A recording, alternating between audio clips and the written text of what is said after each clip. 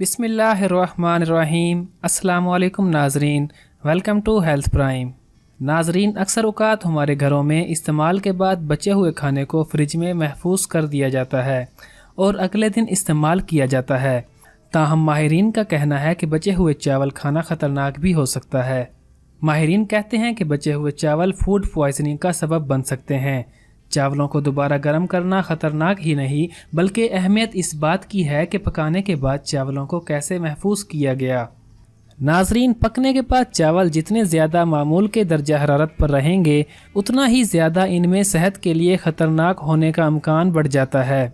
माहिरीन के मुताबिक कच्चे चावलों में फूड पॉइजनिंग पैदा करने वाले बैक्टीरिया मौजूद होते हैं और कभी इम्कान होता है कि पकने के बाद भी ये किसी हद तक मौजूद रहेंगे। नाज़रीन, आज के लिए इतना ही। हम उम्मीद करते हैं कि आपको हेल्थ प्राइम की ये वीडियो ज़रूर पसंद आई होगी। अगर वीडियो अच्छी लगे तो हमारे चैनल को ज़रूर सब्सक्राइब करें।